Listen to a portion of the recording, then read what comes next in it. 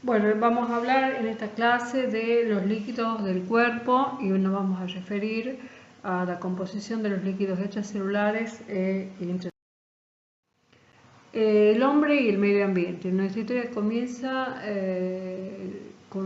siendo nosotros somos al inicio, todos saben, un ser unicelular, y después llegamos a tener hasta 700 billones de células.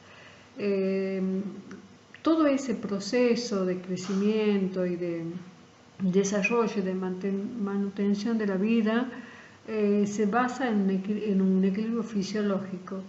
Ese equilibrio fisiológico es el que se da entre lo que sería la célula misma y el medio ambiente externo o medio ambiente extracelular. En el equilibrio fisiológico, las concentraciones de solutos y líquidos se mantienen normalmente en equilibrio constante en condiciones normales. Eso es un equilibrio dinámico. Y este equilibrio se basa en el intercambio existente entre el medio físico externo y el cuerpo humano.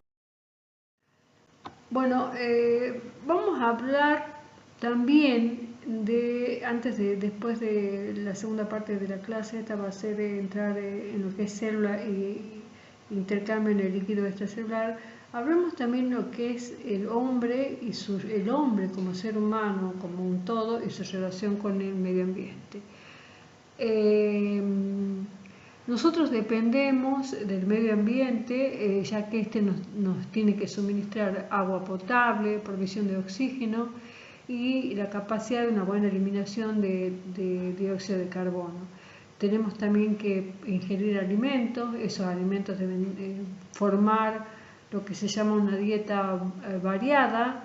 Nosotros somos omnívoros, de manera que tenemos que tener en nuestra dieta normalmente carne, vegetales y frutas. Bueno, eso de la parte de dieta la van a ver ustedes en la materia que van a cursar, que es nutrición. Para favorecer el rendimiento óptimo del aparato enzimático de nuestro cuerpo y tener un buen metabolismo, debemos tener una temperatura interna que no puede variar en más de 1 grado, es decir, entre 36 y 37 a lo máximo, ¿no? En condiciones normales. Eso es porque nosotros, los seres humanos, somos, a diferencia de otros vertebrados, somos homeotermos, es decir, que tenemos que mantener constante la temperatura corporal. Eso requiere una acción dinámica que va a estar balanceada por dos procesos o dos mecanismos. Uno de los mecanismos de regulación, principalmente neuroendocrino, es el que va a generar calor, o sea, es la termogénesis.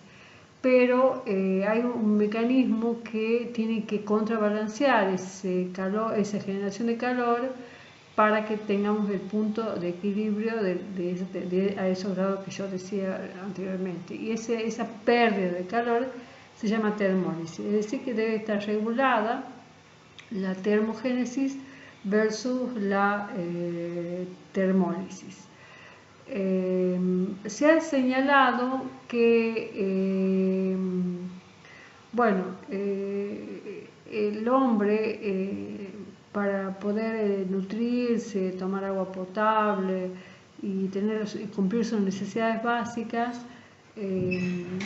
ha ido cada vez más aumentando su interacción con el medio. La medicina ha ido progresando en los últimos años, se ha superado la expectativa la expectativa media de vida en años, es decir, antes era 65, después 70 y ahora hemos llegado, este año a 75 años, que es la expectativa promedio de vida.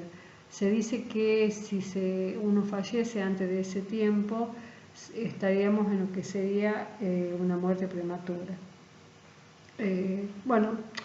Esto en este contexto de ahora del coronavirus, realmente no sé cómo va a impactar en la humanidad y sobre todo en las personas mayores que tienen generalmente comorbilidades y bueno, esto es una situación muy especial la que estamos viviendo en esta pandemia.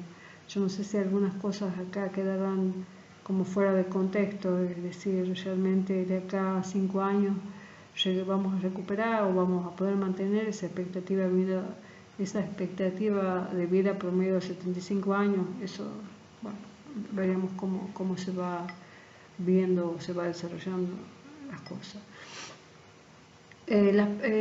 Sin embargo, hay que recalcar que la interacción en estos casi 100 años, la interacción que ha tenido el hombre con el medio ambiente externo ha sido muy dramática para el medio ambiente, se ha hecho mucho daño, ha generado mucho impacto, tanto el progreso tecnológico como las necesidades cada vez más mayores de nosotros de adquirir más cosas, y eso ha generado puede decirse a veces una falta de conciencia, que recién ahora se está retomando el tema en los últimos años porque ha explotado, lo que ha habido fenómenos súper anormales que han sido provocados, todos conocen, por el cambio climático. Nosotros y Argentina somos proactivos en poder hacer foros y discutir sobre esta temática de clima activo y de cambio climático. Hay una cuestión que es, esto era hasta fines del año pasado, que en general el 23% de las muertes están relacionadas con el medio ambiente. Es decir, 12,6 millones de personas que mueren al año se basan en que hay un medio ambiente desfavorable. Y esto, ahí está el comunicado de la Organización Mundial de la Salud, están los distintos países, y la carga, y esto lo que se sale en esos círculos sería la carga de morbilidad que produce un ambiente, digamos, con noxa, un ambiente nocivo, donde ya conocemos donde hay polución, aire contaminado, agua contaminada, hay una excesiva explotación del suelo, un reordenamiento territorial no planificado, hay un uso de productos químicos que son nocivos para el ambiente y que en definitiva causan más de 100 enfermedades o traumatismos. Esta carga de morbilidad atribuida al medio ambiente generalmente está en lo que se conocen enfermedades no transmisibles y se da en nuestro medio por la contaminación, por ejemplo, en nuestro medio, digo, en todo lo que es el norte argentino, sobre todo en Tucumán, por ejemplo, la quema de la caña de azúcar y otros derivados de la industrialización. Acá tenemos entonces cómo influye el medio ambiente en nuestra salud. Tenemos contaminación del aire, del agua, agentes químicos, radiaciones, también el ruido ambiental, los riesgos laborales, las prácticas agrícolas, los entornos urbanizados y el cambio climático. Este es un ejemplo para demostrar cómo el medio ambiente se impacta en enfermedades, sobre todo en enfermedades respiratorias, como son las curvas verdes de arriba, y las enfermedades oculares. Este es un trabajo que se ha publicado en el Ministerio, en una revista de circulación local de Tucumán, pero que también está accesible a todo el NOA. Y ahí, en la parte de las líneas verdes, se nota cómo van aumentando el número de consultas respiratorias y cómo tiene una especie de estacionalidad, es decir, a mitad de año estas consultas respiratorias, más o menos en la semana 20, en la semana epidemiológica 20, van aumentando, o sea, lo que sería el invierno, lo que coincide con la quema de la caña, y cómo está relacionado con los puntos de fuego, que son los puntos en rojo, o sea, donde hay más puntos de fuego observados, hay una correlación con los mayores número de consultas por eventos respiratorios o enfermedades respiratorias. También pasa lo mismo en azul en la curva de abajo, en la curva de serie temporal, con las enfermedades o las consultas oftalmológicas. Esto por la polución de la quema de la caña de azúcar. Bueno, ahora entremos entonces a lo que es, ya hemos visto medio ambiente externo, ahora veamos medio ambiente interno. Se define medio ambiente interno al medio líquido que rodea la célula. Es el líquido extracelular, de una composición físico-química que tiene que estar mantenida dentro de estrechos límites y celosamente controlada. Y eso asegura una plena funcionamiento de todos nuestros sistemas enzimáticos. Todos los órganos de nuestro cuerpo son como vigías, digamos, y todos contribuyen de alguna manera a ese fin, a mantener la homeostasis o el equilibrio del medio interno. Esta estabilidad del medio interno, que es fundamental para el correcto funcionamiento de la célula, fue establecida, fue propuesta por primera vez por Claude Bernard. Ahí está el periodo, él vivió desde 1813 a 1878, era un gran fisiólogo y en 1957 declaró el principio de constancia de medio interno, que es el principio básico de la fisiología. Todos saben ustedes que cuando una persona hay desequilibrio en el medio interno, es muy difícil eso de restablecer y posiblemente la persona ahí es donde digamos pueda fallecer por ese desequilibrio del medio interno. Entonces, volviendo a definir, Claude Bernard toma medio interno con lo que es la célula misma y su entorno, o sea, el ambiente extracelular que lo rodea. Eso tiene que estar en un constante equilibrio. ¿Qué significa ese equilibrio dinámico? Que la cantidad de sustancias que ingresa, ya sea ingerida o producida por el metabolismo en la célula, debe ser igual a la sustancia que egresa, ya sea excretada o consumida por el metabolismo. Las constantes físicas que debemos mantener es pH. Esta es una variable que tiene que estar muy celosamente controlada porque pequeños cambios de pH pueden ser fatales y falla enzimática múltiple, ¿no? La temperatura corporal también tiene que estar controlada y también la osmolaridad. La osmolaridad es decir, la osmolaridad mantenida por los principales electrolitos entre el medio intracelular y el líquido extracelular, o el medio externo sería, que es el líquido intersticial. Las constantes químicas que tenemos son gases como el oxígeno, el CO2. Tenemos que mantener también en nuestro cuerpo una homeostasis para la glucemia, para los lípidos, para los aminoácidos, para las proteínas y para los electrolitos, como ya les había mencionado. Los más importantes, acá tenemos el sodio, el potasio, el bicarbonato, el ion bicarbonato, el bicarbonato de sodio, y también tenemos las hormonas. El equilibrio más simple para que uno analice es el de los electrolitos, porque esto en la ecuación que yo les decía de arriba, donde decimos sustancia que ingresa es igual a la sustancia que ingresa acá, es más simple. ¿Por qué? Porque nosotros no producimos electrolitos, ¿sí? Que no son producidos por el organismo ni tampoco son consumidos. O sea que el balance de un electrolito, por ejemplo el sodio, es simplemente la relación ingestión de sodio, que debe ser igual a la excreción de sodio. Medio interno, entonces repasamos. Ahí está Claude Bernard, el medio estable que baña todas las células de la cual las células toman las sustancias que necesitan y que arrojan, a ese medio interno las células arrojan sus productos de desecho. Entonces el medio interno, en el concepto de Claude Bernal, vuelvo a repetir, es el líquido extracelular. Y eso tiene que tener una homeostasis.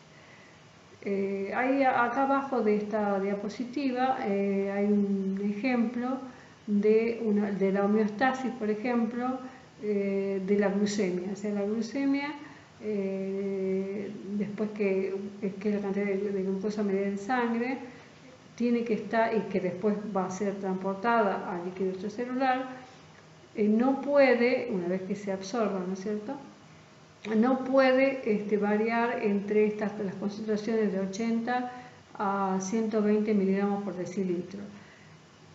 Es decir, por ejemplo, después de una comida, ¿qué pasa? O sea, hay una gran secreción, producción de hidrato de carbono, aumenta la producción de la liberación de glucosa, y esta glucosa se va al torrente circulatorio, inmediatamente genera una respuesta homeostática para mantener el equilibrio homeostático de la glucemia, que es la respuesta de secreción de insulina. Entonces no pasamos a una hiperglucemia mantenida, sino que liberamos insulina e inmediatamente, ya después de una ingesta de hidrato de carbono, a las 2 horas ya se tiene que estar normalizado los valores a las cifras entre 80 y 120, que es lo que ya les decía. Eso vamos a ver después con lo que se llama en endocrino, cuando veamos páncreas y regulación de la glucemia. Vamos a ver, repasar de nuevo ahí cómo se produce el aumento de la glucemia postprandial. Y decíamos 60%, ¿se acuerdan? O sea, 43%.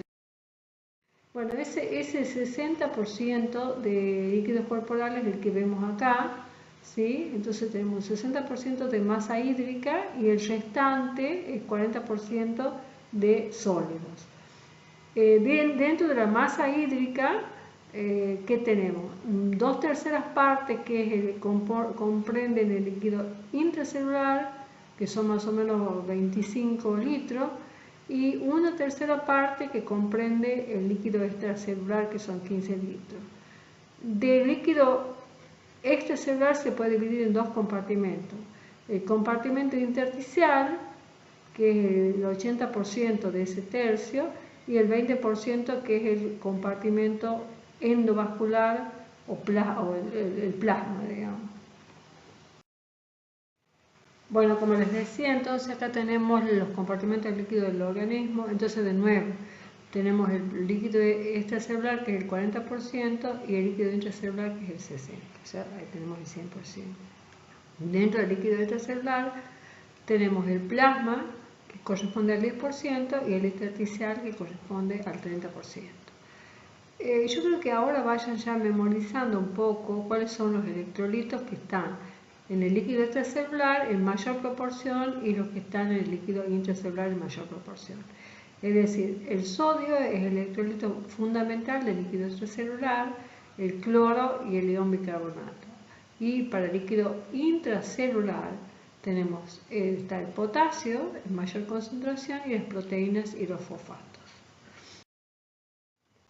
Volvamos de nuevo al tema de masa hídrica. Habíamos dicho que era el 61-62% del peso del adulto joven, pero pueden haber variaciones, y esas variaciones están a lo largo de la vida. Es decir, cuando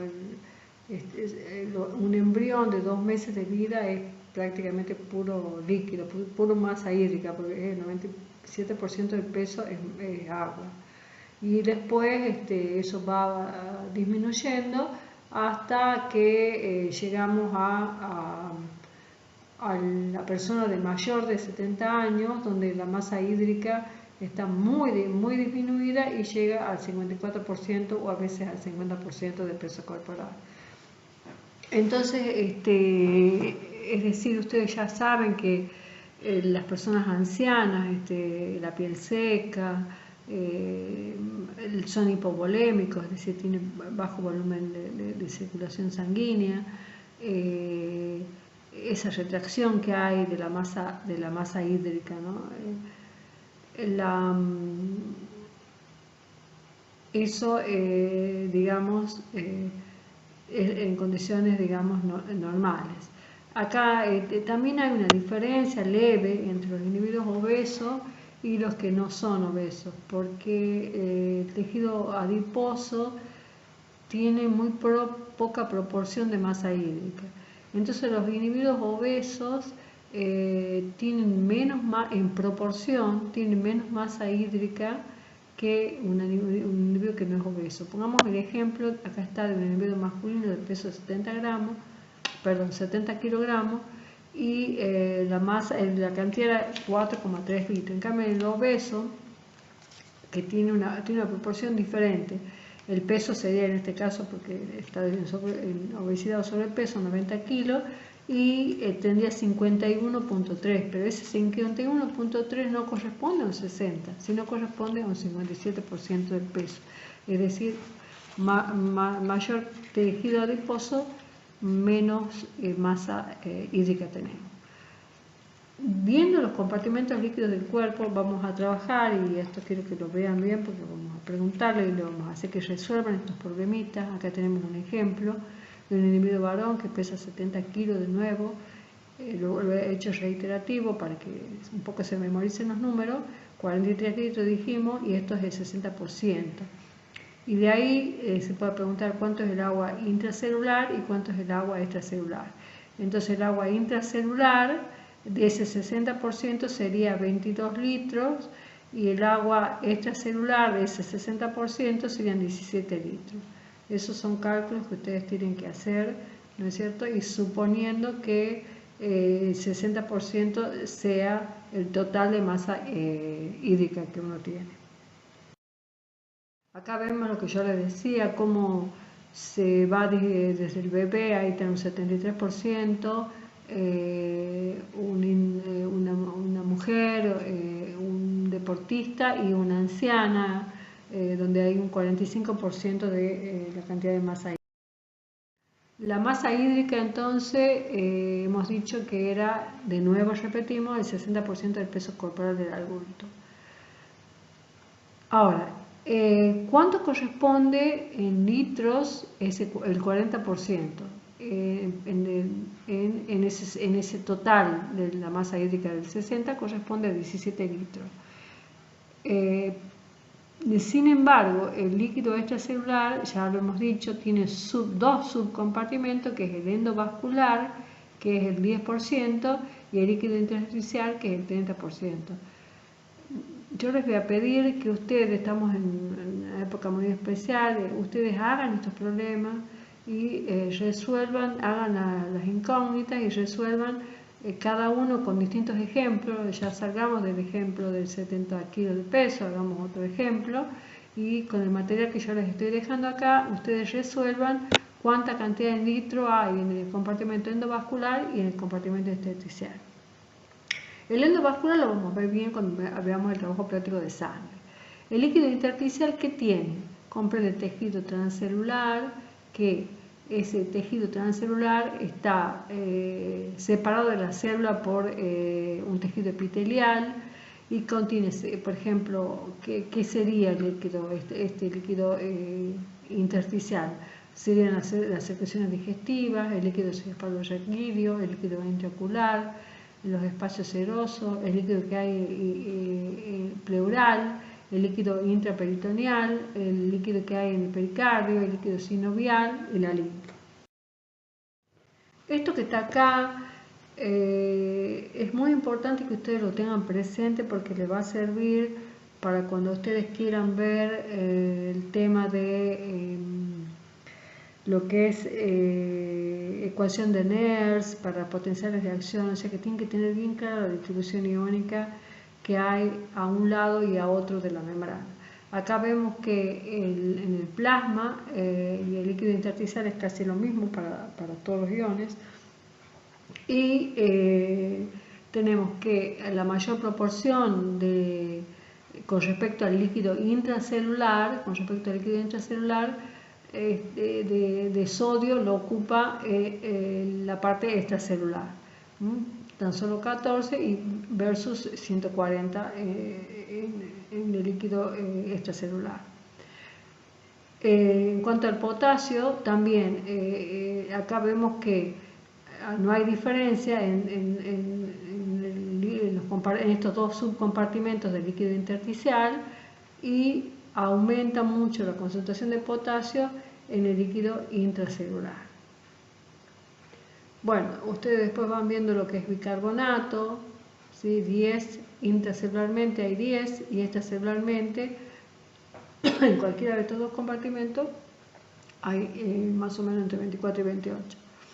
Luego las proteínas, pero en total toda esta suma de iones va a mantener una constancia del medio interno que no va a alterar la osmolaridad del medio interno.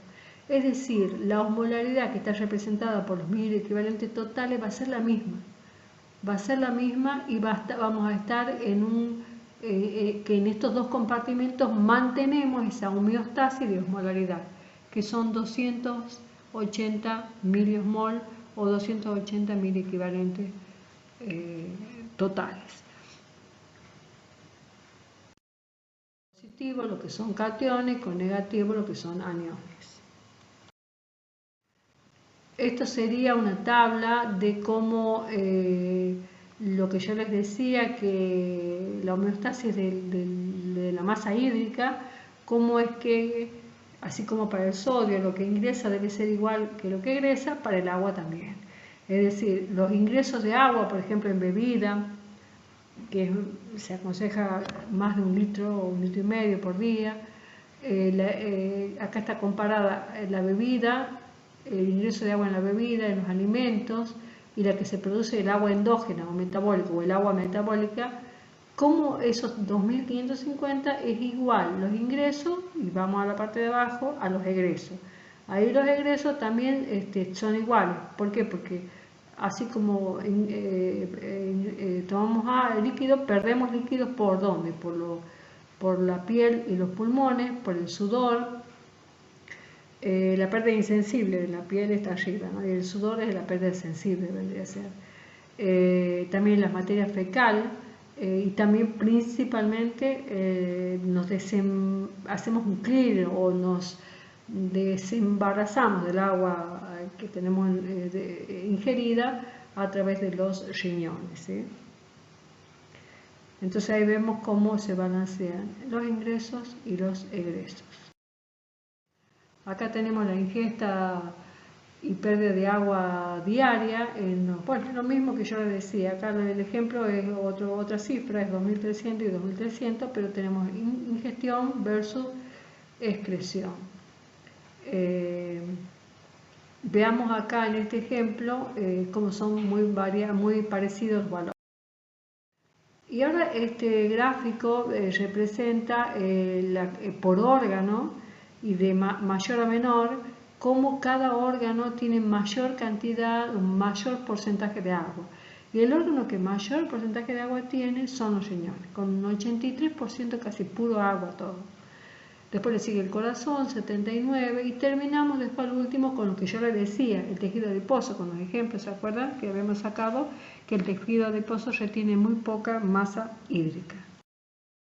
En inyectar una sustancia inocua, que yo conozco el volumen, y después esa sustancia que va a pasar en la otra parte del panel, nos fijemos, se va a repartir y después voy a medir y voy a calcular la concentración de ese indicador. Bueno, ¿cuáles son los indicadores que tenemos nosotros para medir las cantidades de sustancias?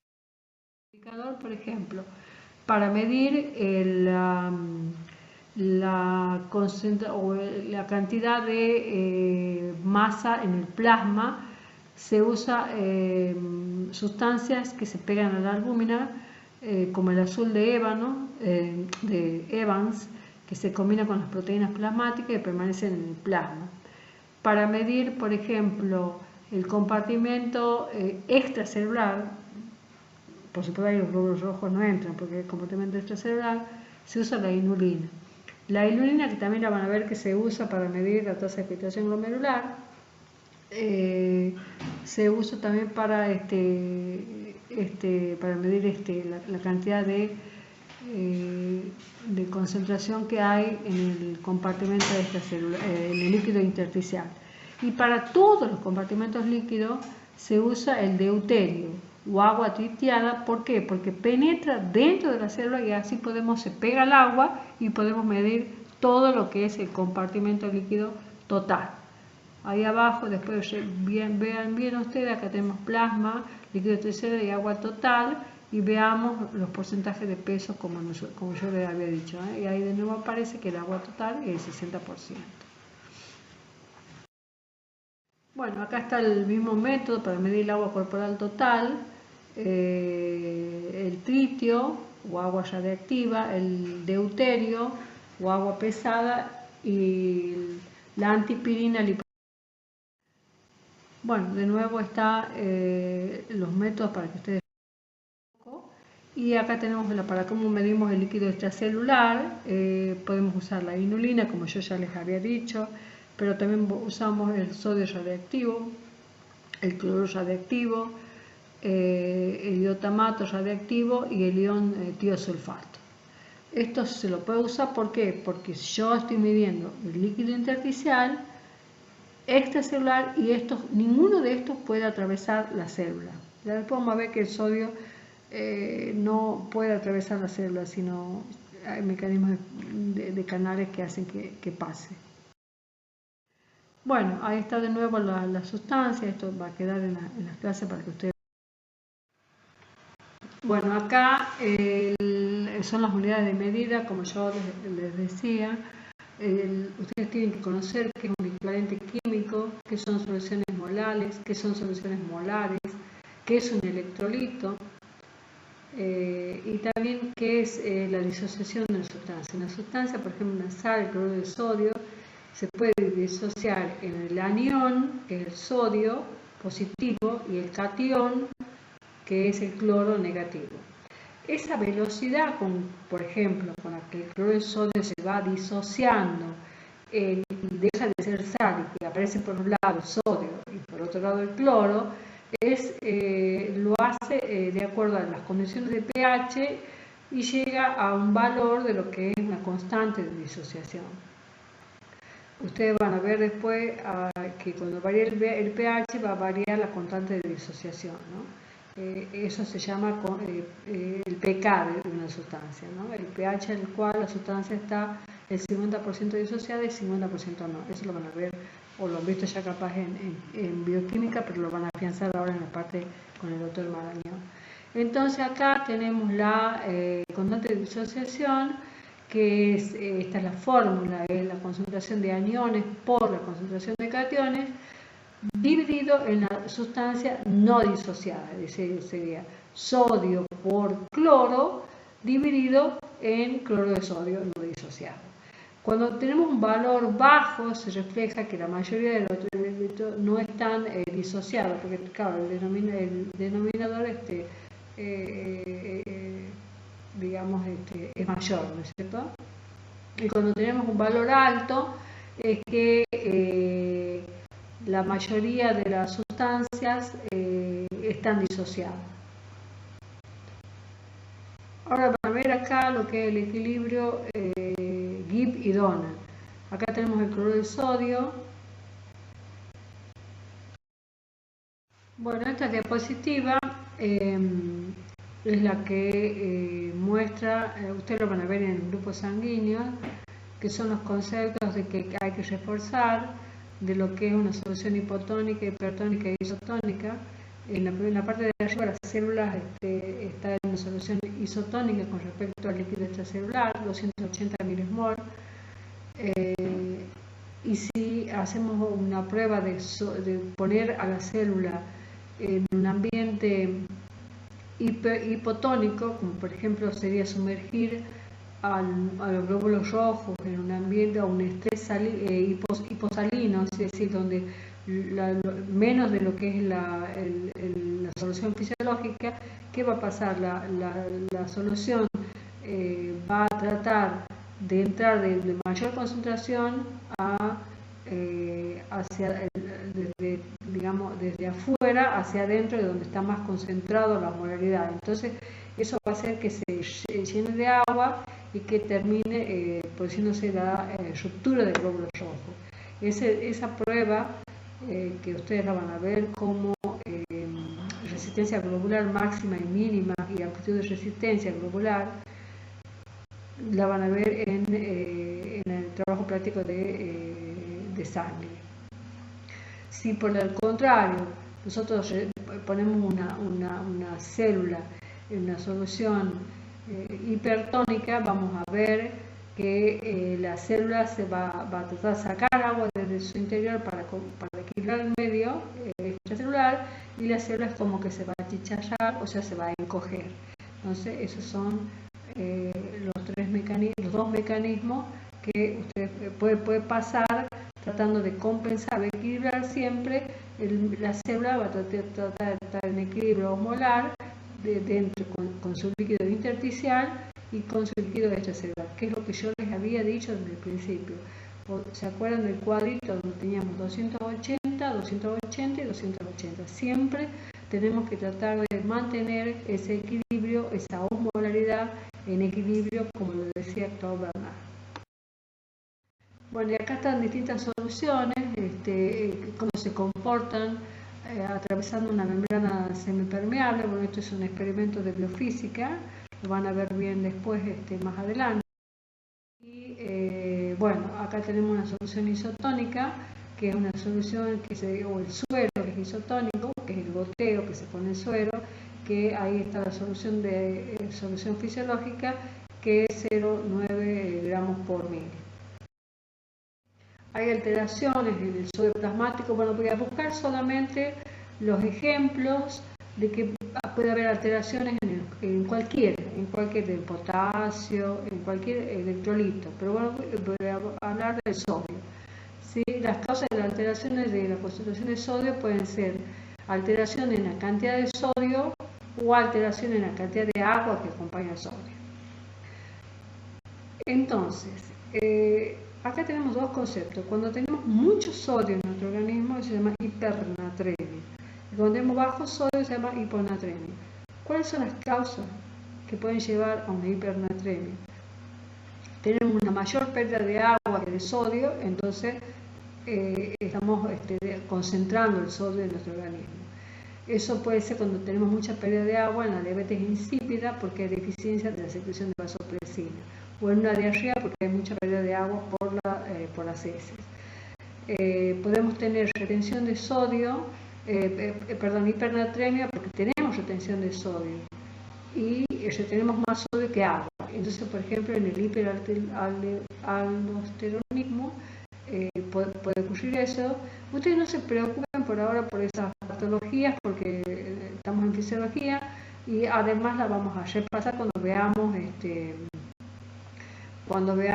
renal, sobre todo, que vamos a estudiar sobre la cuestión del manejo del sodio. Así que, pero ahora sí que les quede claro que es alteración de medio alterno cuando hay una alteración de un electrolito, como ejemplo en este caso el sodio, cuando está más concentrado de lo que debería estar, hipernatremia, y cuando está menos concentrado de lo que debería estar, que es la hiponatremia. Bueno, acá de nuevo tenemos el balance del sodio, ahí tenemos los 140 y cómo se eliminaría, cómo interviene la aldosterona y la eliminación principalmente acá donde tiene que haber un equilibrio entre la ingesta y la eliminación, como yo les había dicho al primer momento. Es decir, la ingesta tiene que ser igual a la eliminación, y la principal fuente de eliminación de sodio es la eliminación renal. Si tenemos falla renal o falla el mecanismo de excreción de sodio por presión, o natriuresis por presión, por ejemplo, vamos a tener que hay una retención de sodio, y eso puede provocar patologías. Y de nuevo repasando, la entrada del sodio es fundamental por la ingestión de alimentos y bebidas, sobre todo todos los alimentos que nosotros tenemos, la mayoría tienen sal endógena, tienen sal los alimentos, o sea, no hace falta teóricamente aumentar o poner sal a los alimentos que uno cocina para comer. Las funciones del sodio, bueno, son en sentido amplio, se puede decir, controlar y regular los líquidos corporales. El sodio nos ayuda a mantener el volumen sanguíneo, el volumen de líquido intersticial, y con el potasio y el sodio se ayuda a mantener el equilibrio electrolítico de los líquidos intracelular y extracelular. Yo les había dicho recién que la ingestión de sodio, que era lo que nosotros,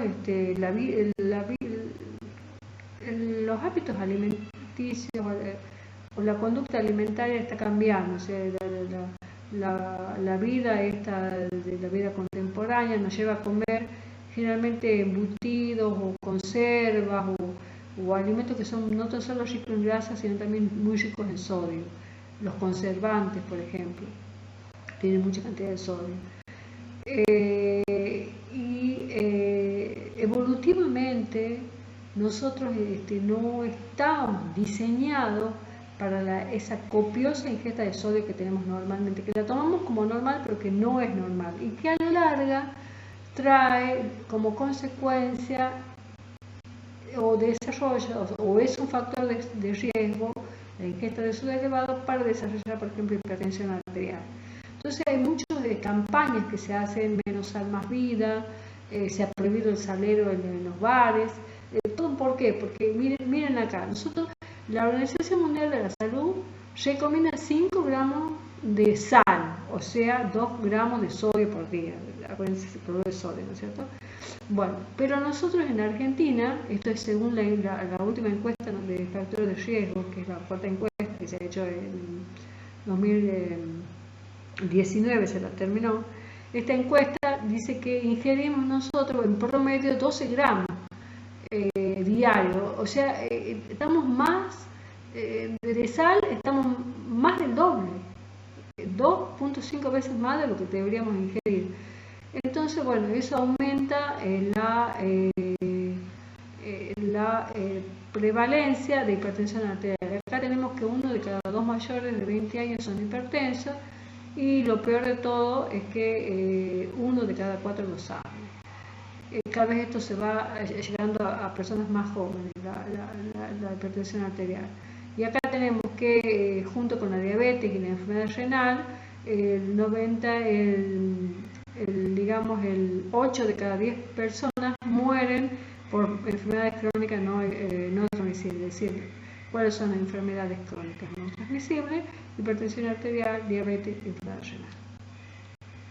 Entonces lo que se aconseja es tratar de eliminar o consumir menos sal en la dieta.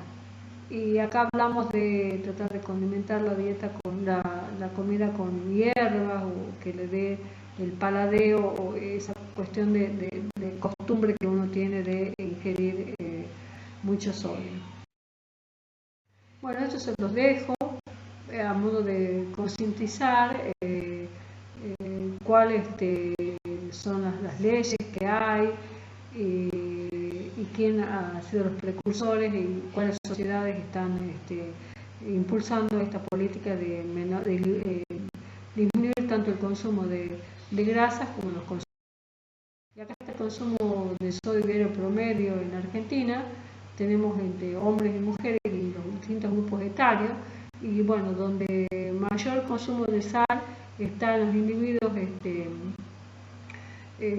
varones que están en la joven, o sea, donde más sal consumen.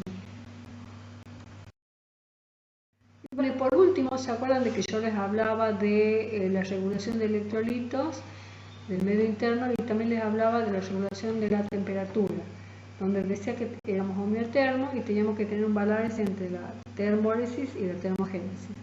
Esto es cuando hay, ¿qué es lo que ocurre cuando ustedes han sentido con el verano?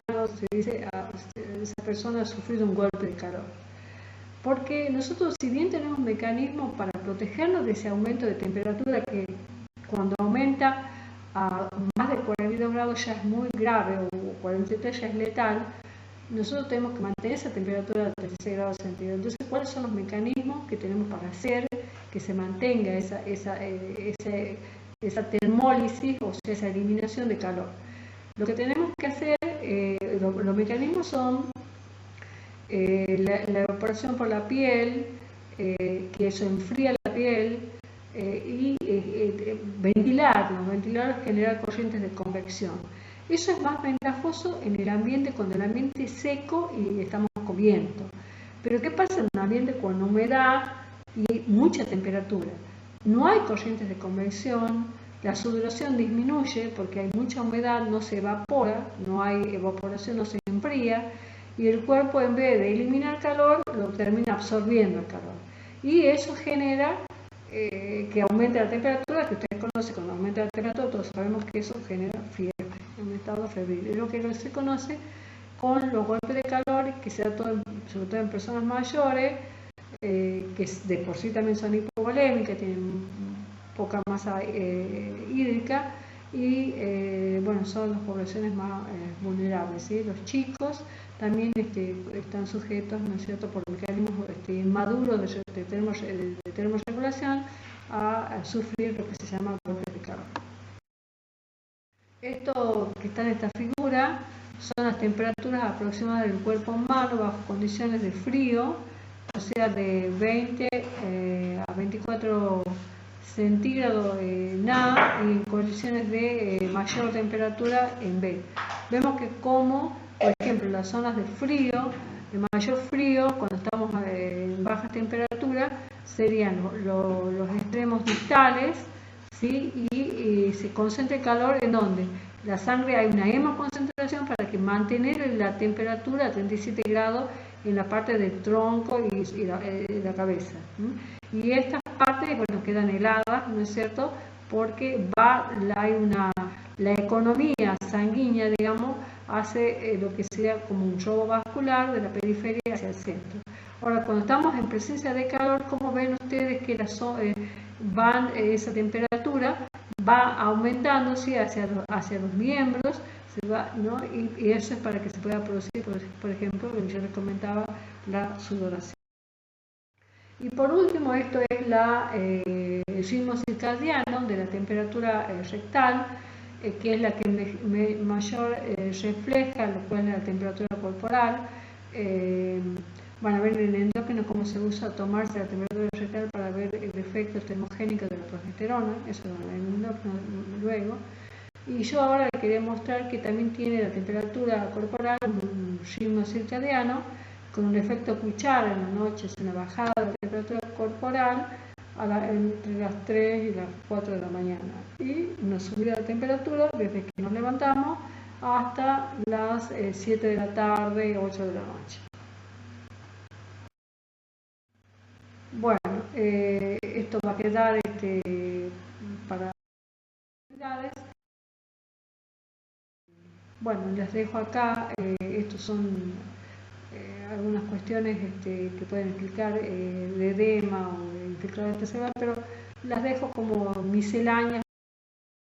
Lo que quiero, para completar esto, lo que quiero que sí repasen de lo de bioquímica, lo que es el anión GAP, porque tiene que ver mucho también con la conservación del medio interno. O sea, nosotros no podemos tener que tener un pH adecuado, no podemos tener un pH ácido que sea una acidosis ni un pH básico que se salga de 7.2 que sea una alcalosis. Entonces lo que se hace se ayuda mucho para ver esa condición de desequilibrio del pH, el cálculo del anión GAP. ¿Qué es el anión GAP? Son los aniones que no podemos nosotros medir, o sea, no pueden ser medidos. ¿Cuáles son? Los sulfatos, los fosfatos, las proteínas y los ácidos orgánicos. ¿Cuál es la fórmula del anión GAP? Bueno, la fórmula es sumar los electrolitos de carga positiva, como el sodio y el potasio, y restarle la suma de los electrolitos de carga negativa, principales, que son el cloro y el ion bicarbonato. Ahí tenemos la fórmula, 140 más 5, que lo he hecho en el cuadro, y 100 más 28, son de 15, estamos dentro de los valores normales, que son entre 12 más o menos 4, lo que es normal del anión GAP.